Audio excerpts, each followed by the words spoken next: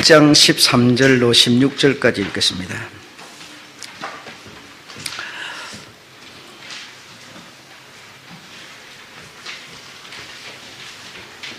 다 같이 읽어보겠습니다. 시작. 천사가 일러 가로되 사가랴여 무수 말라. 너의 간구함이 들린지라. 내 아내 엘리사벳이 내게 아들을 낳아주리니 그 이름을 요한이라 하라. 너도 기뻐하고 즐거워할 것이요 많은 사람도 그의 남을 기뻐하리니 이는 저가 주 앞에 큰 자가 되며 포도주나 소주를 마시지 아니하며 모태로부터 성령의 충만함을 입어 이스라엘의 자손을 곧 함께로 많이 돌아오게 하겠습니다. 아멘.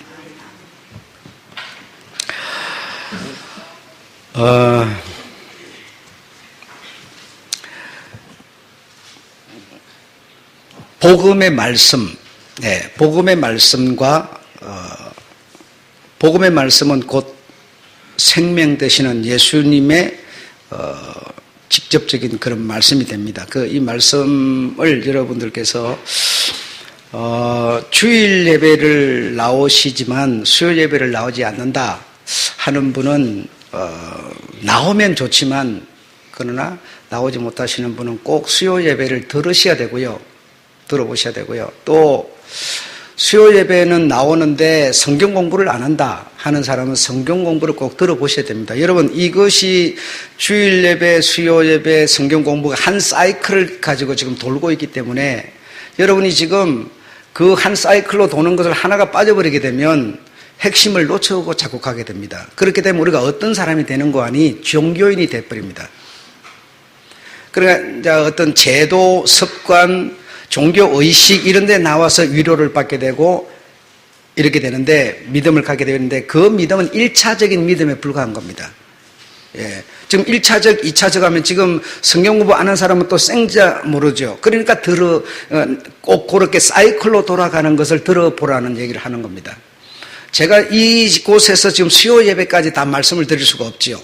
성경 공부까지 말씀드릴 수가 없죠. 이것을 사이클로 돌고 있기 때문에 여러분이 꼭 빠진 부분을 메꾸셔야 됩니다. 그래야만 정말 복음 속으로 여러분이 들어가실 수 있게 되고 그 복음이 내게 오게 되면 그 복음은 이 외치는 자에서 듣게 되면 내 속에 오게 되면 이 생명이고 복음이고 말씀인데 이것이 오게 되면 내가 의지적으로 행동을 하는 게 아니라 내게 온 말씀이 역사, 행동을 하게 만든다는 겁니다. 이걸 보고 복음의 사람 이렇게 말하는 겁니다.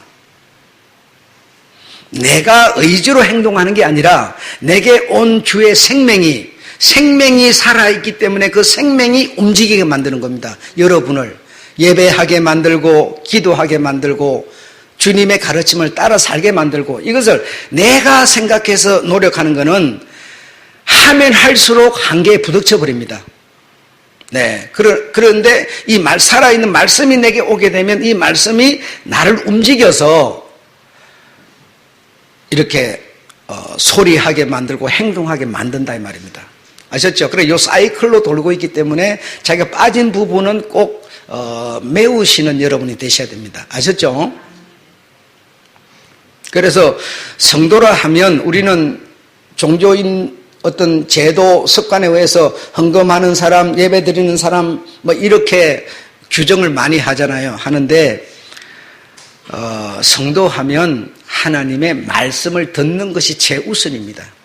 들어야 복음, 생명이 내게 오는 거지 행동해서 생명을 가지려는 사람은 성경의 바리새인들입니다. 서기관들이에요. 장로들이었어요, 여러분. 이들은 주님의 생명을 가진 자 없다 이 말입니다, 여러분.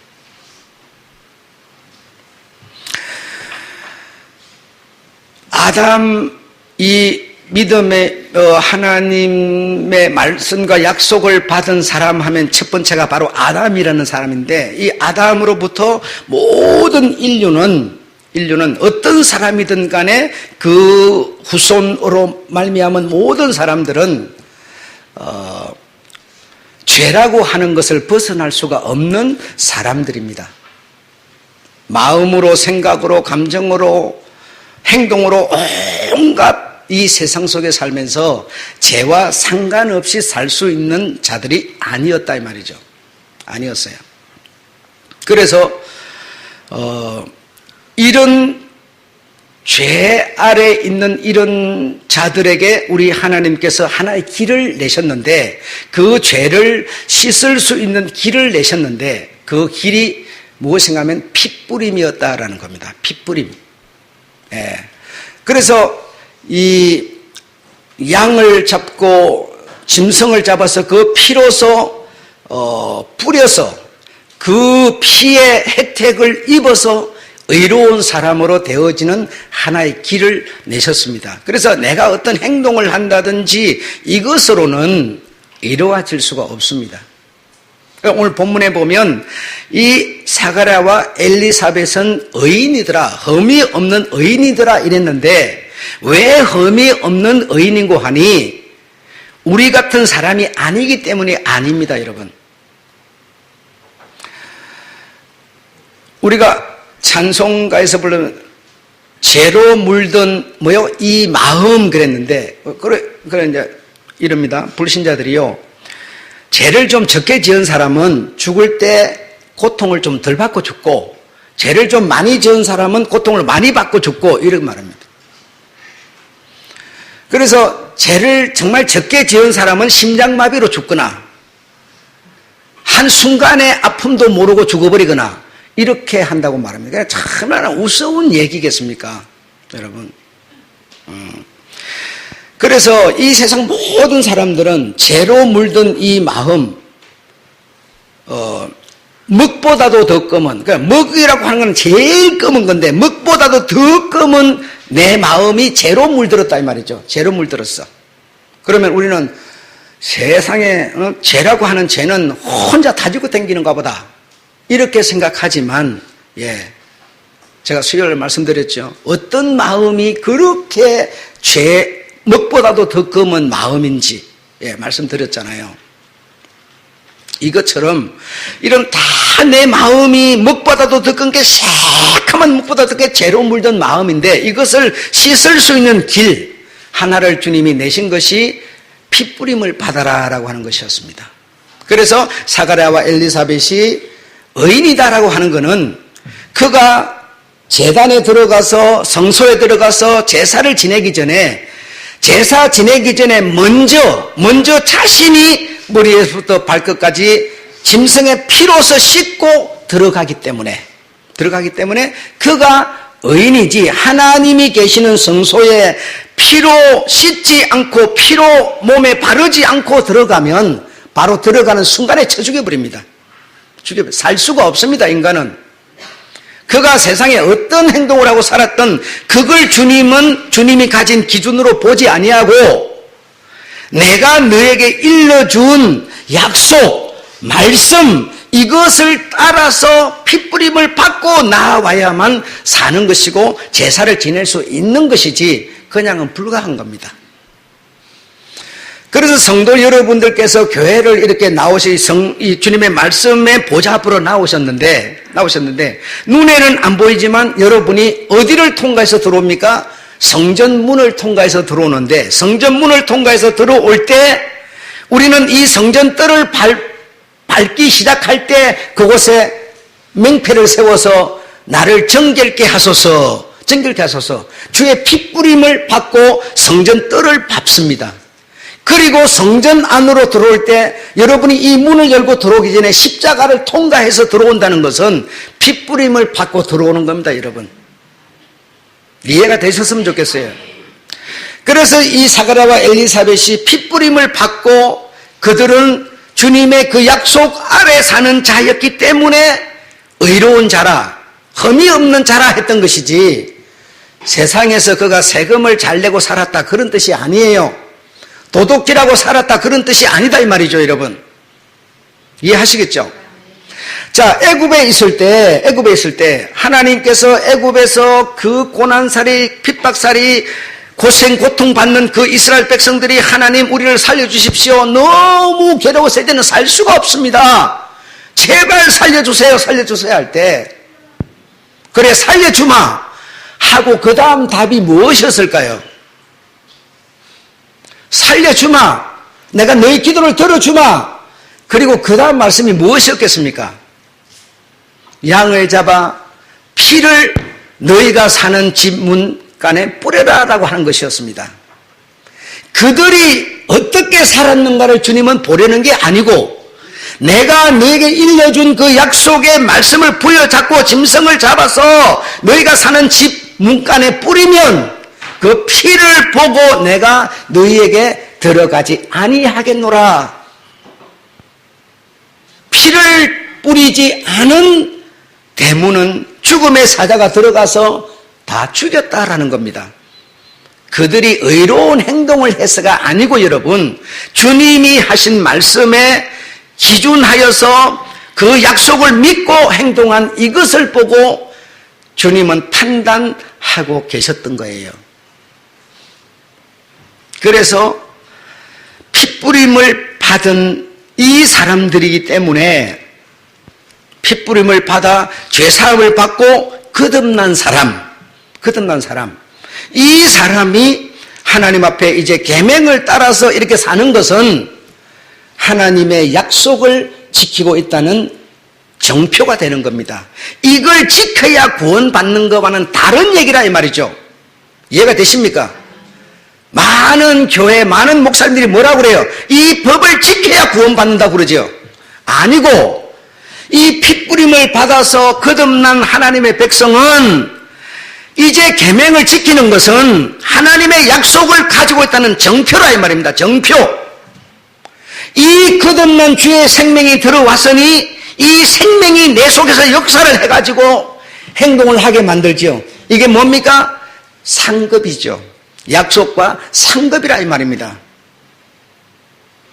사람이 이것을 이렇게 함으로 구원받는 게 아니고 하나님이 나를 구원하는 것이지 내가 무엇으로 구원을 받을 수가 있겠습니까? 이걸 지금 복음을 뒤집어 놓지 않으면 지금까지 수십 년 동안 신앙생활은 내 삶이 뱅패가 되는 것이죠. 쓸모없게 되는 것이죠. 하나님이 나에게 덤으로 생명을 주신 것은 나는 분명히 복음을 외치라고 덤으로 생명을 다시 주셨다고 저는 믿습니다. 정말 나라는 믿음을 가지고 사는 내가 믿음으로 복음으로 주의 생명으로 내가 정말 살고 있는가? 라고 하는 것을 다시 한번 우리가 점검받아보고 생각을 해봐야 될 줄로 믿습니다. 의로운 사람이 되는 것은 하나님은 완전하신 하나님입니다. 그래서 우리의 완전한 것을 받으시는 거지 반푼이를 받는 게 아니에요. 50%를 받는 게 아니에요.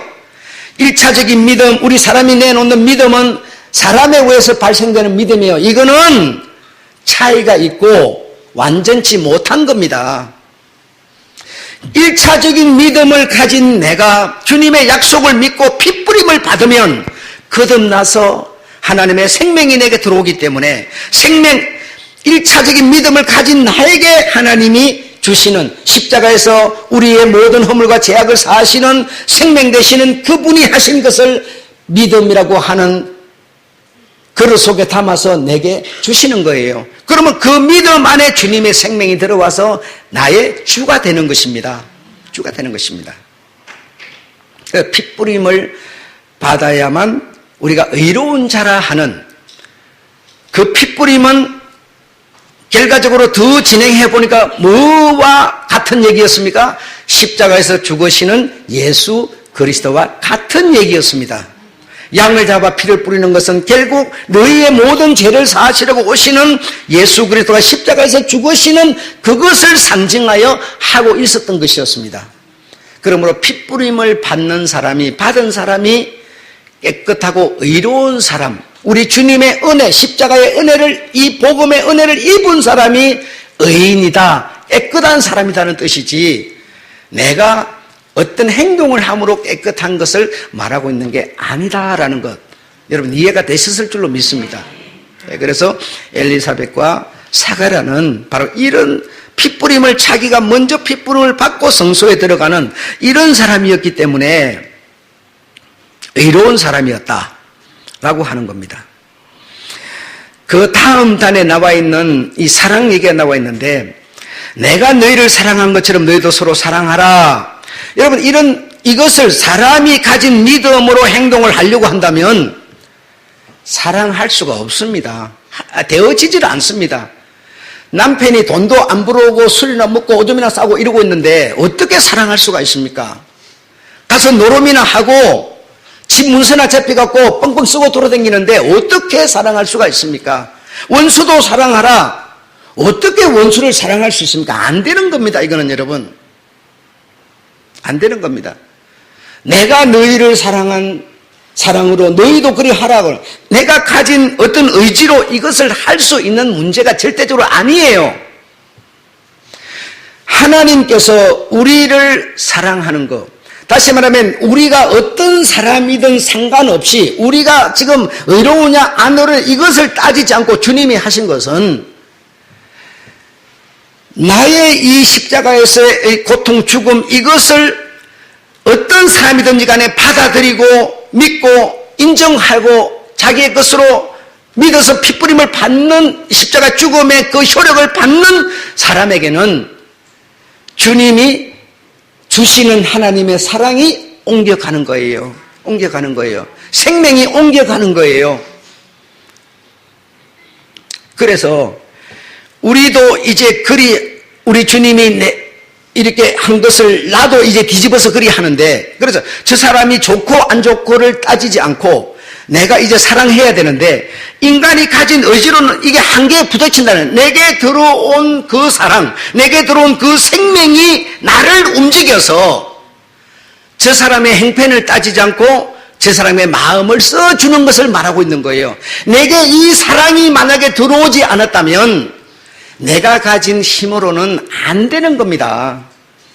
아이들도 지금 노래하잖아요. 힘으로도 안 돼요. 똑똑해도 안 돼요. 뭐 해도 안 돼요. 이건 안 되는 겁니다, 여러분. 내게 우리 주님이 나를 이렇게 채점하지 않고, 내가 어떤 사람이든 채점하지 않고 그냥 베푸신 십자가의 사랑, 생명, 이것을 우리에게 주는데, 이 약속을 믿고 핏부림을 받아서 생명이 들어온, 사랑이 들어온 이 사람, 나가 저 사람을 따지지 않고 하려면 내 속에서 행동하느니 역사하느니 사랑의 이 움직임이 내게 없이 어떻게 할 수가 있겠습니까? 안 되는 걸 주님은 억지로 루트나 칼빈이 천주교가 말하는 것처럼 고행을 해가지고 돌을 닦아가지고 사랑하라, 이런 안 될 걸 알면서 주님이 그런 말씀을 하셨겠습니까? 그게 아니죠. 그러므로 나에게, 여러분에게 주의 생명이, 복음이 오지 않으면 아무도 사랑할 수 없어요. 아무도 사랑할 수 없고 나를 오히려 사랑해라 그러지, 나에게 뭘 달라 그러지 아무것도 줄 수 없어요. 그러므로 여러분이 이제 주님 앞에 나서 예배를 드리고 헌금을 드리고 전도를 하고 봉사를 하고 선교를 하고, 이 뭐예요? 전부 내 것이 나가는 거 아닙니까? 여러분의 피가 나가는 거 아닙니까? 여러분의 모든 시간이 뺏기는 거 아니에요? 이것이 어떻게 가능해집니까? 내게 오신 주의 생명의 역사로 말미암아 이런 것이 지금 이루어지고 가고 있는 거예요. 내게 들어온 주의 사랑, 생명이 없다면 저 사랑 가진 것도 내가 뺏어 먹고 싶지요. 내 거 만들고 싶지요. 여러분, 지난 시간에도 내가 성령 안에서 지금 기억이 나는데, 아무리 부모를 자식 놈 보고 공경하라 그래도요, 공경 안 합니다. 부모 당신이 내게 좀 정돈 좀 주시오 이러지, 부모를 자식이 공경하려면 그 자식에게 주의 생명이 들어가야만 나를 낳아주신 아버지를 공경하게 되는 것이지, 내게 주의 생명이 안 들어왔는데 자식이 부모라고 해가지고 공경하는 줄 압니까? 안 합니다. 절대로 여러분 안 합니다. 이 사회 안에서 관계가 맺어져 가려면 근본적으로 저 사람을 귀히 여기고 예쁘게 볼 수 있는 그 마음이 내게 먼저 와야만 가능한 거예요. 없는 것을 내놓을 수 없어요. 아무리 부모를 사랑하고 싶어도 사랑해지는 게 아닙니다. 내게 주의 생명이 와야만 가능한 겁니다. 부부간에 서로 가진 사랑은 여러분, 이거는 주님이 우리에게 준 사랑과는 달라요. 그래서 주고받는 사랑이지, 내가 안 주고 달라고만 그러면 피곤해서 못 준다고 그래요. 오늘 밤에 동정하시다, 오늘 내가 열심히 일해가고 심지어도 못해 이러지 절대로 안 들어줘요, 여러분. 그런데 주의 사랑이 내게 와서 그 사랑으로 부부가 사랑이 맺어지면 내 생각보다는 내 어떤 만족보다는 저 사람의 입장을 자꾸 생각하게 되는 거예요. 이거는 뭐 주님께 내게 왔기 때문에 가능한 것이지 사람이 가지고 있는 사랑과는 질이 그래서 다른 겁니다. 질이 다른 겁니다. 그래서 내가 생각을 해보셔야 돼요. 내가 정말 내 속에 주님의 사랑이라는 생명이 내게 와 있는가? 그리고 와 있어서 그것의 작용에 의해서 내가 주님께 헌금도 드리고 싶은 마음이 생기고 그것 때문에 전도도 하고 싶은 마음이 생기고 내 마음에 어떤 역사에 의해 가고 어떤 움직임에 의해 가지고 그런 것이 생기고 있는가? 생각해 보셔야 돼요. 주의 생명, 다음에 성령이 내게 들어오시면 나로 동사 움직이게 만듭니다. 기도하게 만들고 사랑한다고 말하게 만들고 자꾸 이런 것이 일어나게 되는 거예요. 인간적인 생각만 해가지고 뭐 주일 예배 드렸으니까 어쩌고 그런 것은 여러분 얼마 가지 못해서 벽에 부닥쳐 버립니다. 되질 않습니다. 세 번째, 하나님은 질서의 하나님이라 그랬는데 여러분 무질서의 환경을 싫어하십니다.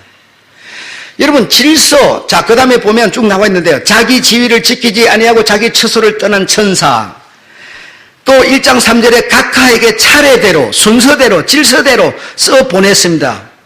사가라도 차례대로 전례를 따라. 제비를 뽑는 것도 뭡니까? 차례를 정하려고 순서를 잡으려고, 그렇죠? 예, 제비를 뽑습니다. 그래서 제비를 뽑힌 요나, 제비가 뽑힌 마띠아는 주의 제자가 되려고 하는 그런 게 아니라 그 제비를 뽑았는데 뽑혔어요. 그랬더니 뭐죠? 제자가 된 거예요. 이렇게 질서 순서는 중요하다는 겁니다. 마띠아 같은 요나 같은 사람도 제비를 딱 뽑았는데 자기가 딱 걸렸어요. 그러니까 뭐라고 그럽니까?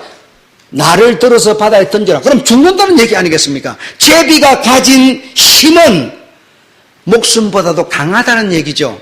이만큼 하나님은 우리의 삶의 환경에 무질서를 싫어한다는 겁니다. 우리의 환경에 무질서를 싫어한다. 이게 무슨 말이겠습니까? 여러분의 영혼육이 있는데 이 영혼육의 질서가 만약에 없다면 영도 육을 위해서 보좌하라, 혼도 육을 위해서 보좌하라 이렇게 된다든지 세상을 살아가면서 질서 없이 사는 것이 얼마나 불편하고 혼돈스러운 겁니까? 나라는 사람이 하나님을 믿으면서 질서가 정말 있는가 이 말입니다. 주일이니까 주일을 지킨다, 내가 월급을 받아 주는 게 11조를 드린다, 이게 뭔가 전부 질서 아닙니까? 어른을 공경하는, 아버지를 공경하는, 아버지의 생명을 나누어 받은, 이게 뭔가 질서 아니겠습니까? 이런 질서가 없이 무작비기로 그냥 배가 부른데도 좋은 것이니까 더 먹고 그냥 입으로만 나중에 막 토해내면서도 이런 무질서를 우리 몸을 만들어버린다면, 우리 정신을 이런 무질서를 만들어버린다면 주님이 좋아할 수가 없다는 겁니다. 그래서 세상 밥 사 먹는데, 식당 가는데, 무슨 음식점 가는데 줄 서서 먹어라 이런 뜻이 아니고 내가 하나님을 핏부림을 받아서 거듭나 영원히 살게 된 나는 모든 삶의 앞뒤 순위 질서를 갖추라는 겁니다. 질서를 갖추라는 거예요. 마지막으로 축복에는 개인적인 것이 있고 대중적인 것이 있는데, 개인적인 것은 발설하거나 의심하면 없어집니다. 유산됩니다. 여기 사가랴와 삼손 같은 사람도 나실인이라고 하는 그런 하나님의 그 개인적인 복을 받았는데, 그걸 뭡니까? 어떤 여자가 예쁘니까 그 앞에서 그냥 다 토해내버렸어요. 다 알려줘버렸어요. 그런데 머리 잘려가지고 그만 손발 다 묶여가지고 생고생을 하지 않습니까? 그래, 개인적인 축복은 지켜야 되는 것이고, 발설해야 되는 축복은 뭡니까? 증거하고 외치는 축복이에요. 주의 복음을 나로 하여금 깨닫게 하셨는데, 이것을 지금 성경 공부 시간 제가 뭐라고 해요? 여러분, 영적 지도자가 되셔야 됩니다. 이것을 배우는 이유는 영적 지도자가 되기 위한 것이지 내 하나만을 위한 게 아닙니다. 대중적인 축복이에요. 그러면 여러분 정말 이것을 세상 사람은 땅을 파도 무엇으로도 알 수 없는 내용들을 지금 듣고 배우는 겁니다. 그러면 이것을 내 혼자 알아가지고 안전하면 그게 무슨 의미가 있겠어요? 이거는 대중적인 축복이에요. 반드시 이것은 가르쳐야 되고 나누어야 되는 거예요. 이런 차이가 있는 겁니다. 이해하셨죠? 여러분 시중에 세상에 나가 보십시오. 얼마나 영적으로 아둔하고 어둡고 답답한 사람이 얼마나 많은지 몰라요. 내가 어디서 와서 왜 살고 어디로 가는지도 모르고 아무것도 모릅니다.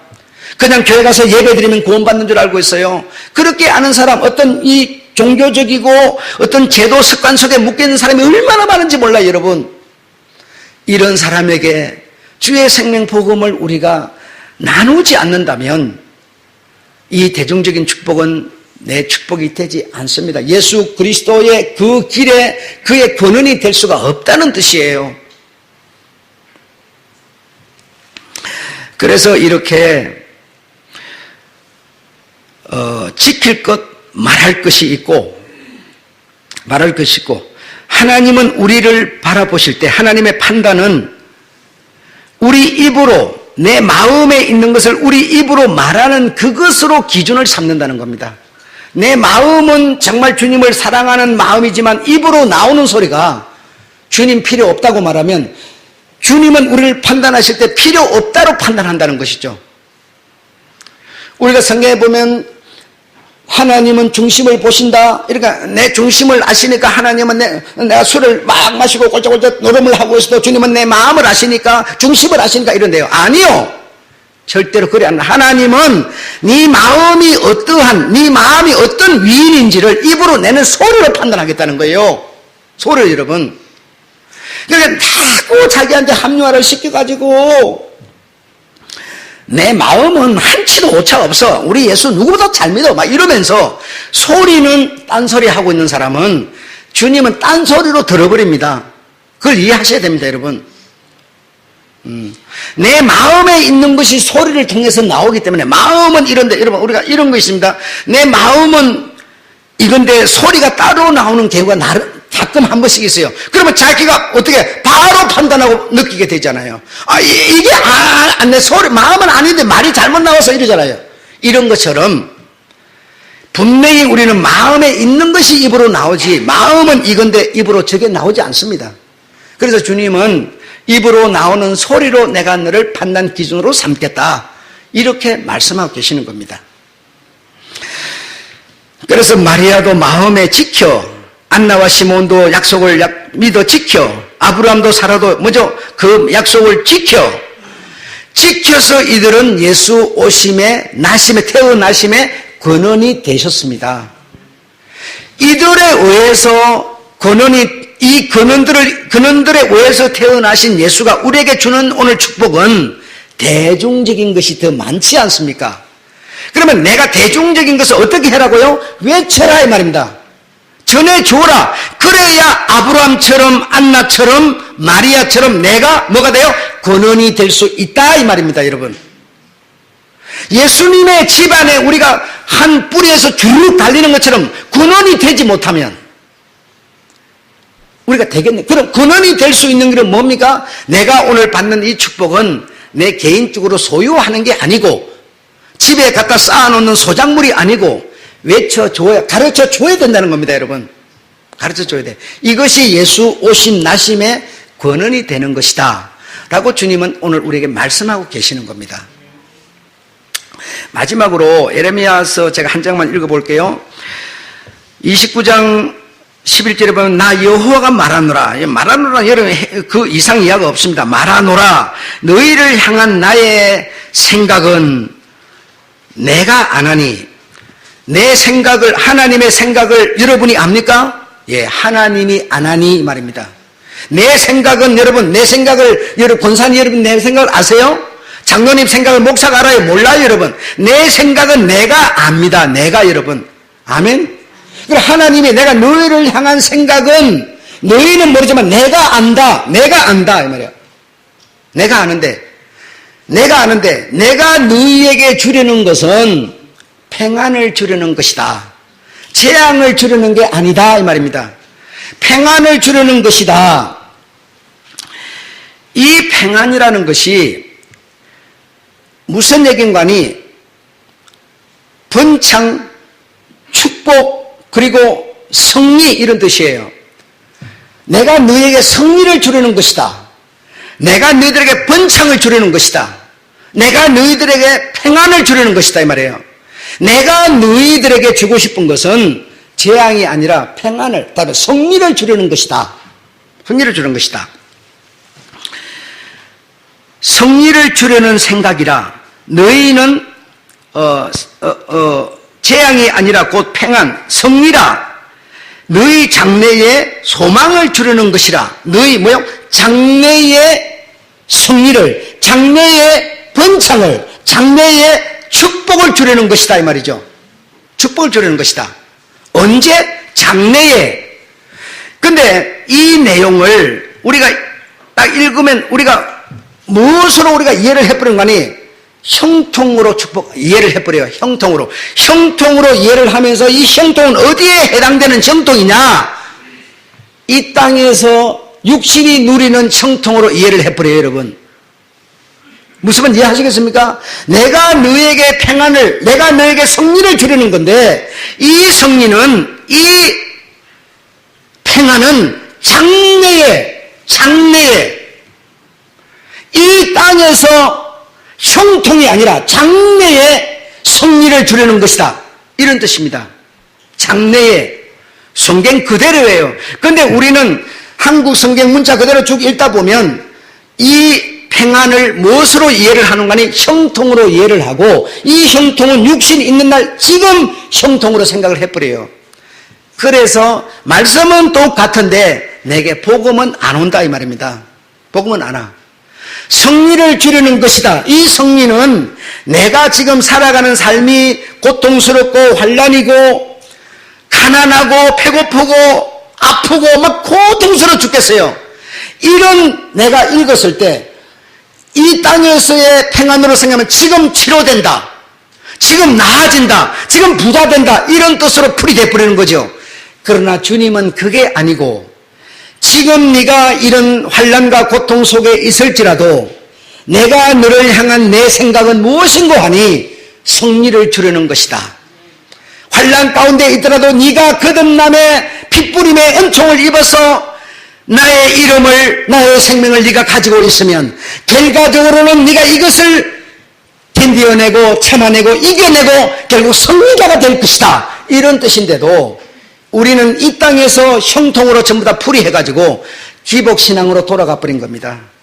이것을 다시 풀어서 발루어 놓지 않으면 이 땅의 복음은 사라지고 마는 겁니다. 얼마나 한국 성경이 한국 사람 정세에 맞게끔 풀이되어 있는지 전부 기복신앙이고 이 땅에서의 행복을 추구하는 말씀으로 연결 다 돼버린 거예요. 우리가 지금 축복 그러면 뭐야? 지금 내가 몸이 아파요. 그럼 남의 집에 가서 일도 못해요. 돈벌이도 못해요. 그러면 지금 치료되는 거 이 생각만 갖고 있지 않습니까? 지금 내가 돈이 없으면 어떻게 해가지고 돈 좀 생겼으면 이 생각만 하잖아요. 그런데 주님은 이 땅에서 지금 네가 그거 바꾸어지는 것도 중요하지만 네가 정말 가져야 될 것은 내 생명을 가져야 하느니라. 복음의 말씀을 듣고 예수 그리스도가 너에게 살아계셔야 되느니라. 그러면 네가 환난 속에 비록 있더라도 결과적으로 네가 승리를 갖게 되는 것이야. 이런 것인데도 우리는 전부 현세의 축복의 눈을 돌리게 만들어져 버렸습니다. 그래 가지고서 복음이 옵니까? 지금 아픈 사람이 병원에서 주사 한 방 안 맞고 병원에 약 안 먹고 치료됩니까 여러분? 지금 돈 없는 사람이 여러분 나가서 열심히 일하고 노력하지 않고 돈이 여러분 옵니까? 안 와요. 오지 않아요. 이거 내가 일도 안 했는데 하나님이 내가 부자 되게 만들어 절대로 이렇게 해주지도 않지만 이거 구하는 것을 구하라는 게 아니에요 여러분. 그렇지 않습니까? 그렇다면 이 말씀은 다른 말씀, 다른 뜻이 있다는 것을 우리는 빨리 깨달아야죠. 빨리 깨달아야죠. 교회 생활을 하는 것은 주님의 생명을 얻으려고 교회 생활을 하는 것이고 신앙생활을 하는 것이지 이 땅에서 살아가면서 복을 얻으려고 하는 게 아니에요. 아셨죠? 정말 우리는 양의 주체가 되시는 예수 그리스도의 십자가의 죽음으로 핏부림을 받은 자들입니다. 그래서 거듭나서 주의 생명을 가진 자들이에요. 그런 내가 지금은 환난이지만 결과적으로 뭐라고요? 평안이라. 다시 내가 너를 이기게 해줄 것이야. 절대로 네가 꼬리가 되지 않도록 만들 것이야. 이렇게 주님은 오늘 우리에게 약속하고 계시는 겁니다. 오늘의 삶의 환난을 믿음 안에서 예수의 이름으로 극복해가면서 승리해가면서 감당하신 여러분 되시기를 축원합니다. 예, 그래서 우리 주님의 권한이 되는 길, 예, 우리가 받은 축복은 대중적인 축복이기 때문에 외쳐주는 자, 가르쳐주는 자, 알려주는 자, 이 자가 예수 오는 예수의 태어나심의 권한이 된다는 거. 예수 다시 오심에 뭐가 돼요? 권한이 된다는 거. 여러분 꼭 믿으셔서 주변의 사람들에게 나누시는 영적 세계를 가르쳐 주시는 그런 여러분 되시기를 다시 한번 부탁합니다. 네, 할렐루야. 감사합니다. 마치겠습니다.